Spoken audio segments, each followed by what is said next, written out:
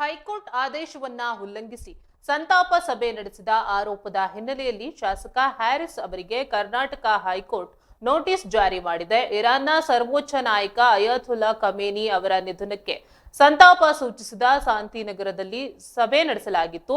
ಇದು ನ್ಯಾಯಾಲಯದ ಆದೇಶದ ಸ್ಪಷ್ಟ ಉಲ್ಲಂಘನೆಯಾಗಿದೆ ಎಂದು ತಿಳಿದು ಬಂದಿದೆ.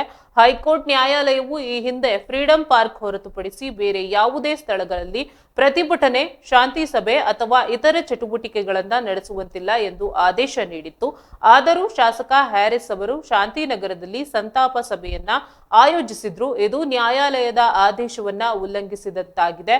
ಈ ಘಟನೆಯ ಕುರಿತು ಪ್ರತಿಕ್ರಿಯಿಸಿದ ಹಿಂದೂ ಮುಖಂಡ ತೇಜಸ್ ಗೌಡ ಅವರು ನ್ಯಾಯಾಲಯದ ಆದೇಶದ ಉಲ್ಲಂಘನೆಯಾಗಿದೆ ಎಂದು ಆರೋಪಿಸಿ ಪೊಲೀಸ್ ಆಯುಕ್ತರಿಗೆ ದೂರು ಸಲ್ಲಿಸಿದ್ರು. ಆದರೆ ಪೊಲೀಸರು ಯಾವುದೇ ಕ್ರಮ ಕೈಗೊಳ್ಳದ ಹಿನ್ನೆಲೆಯಲ್ಲಿ ಅವರು ಹೈಕೋರ್ಟ್ಗೆ ರಿಟ್ ಅರ್ಜಿ ಸಲ್ಲಿಸಿದ್ರು. ಇದೀಗ ಹೈಕೋರ್ಟ್ ಶಾಸಕ ಹ್ಯಾರಿಸ್ ಅವರಿಗೆ ನೋಟಿಸ್ ಜಾರಿ ಮಾಡಿದೆ.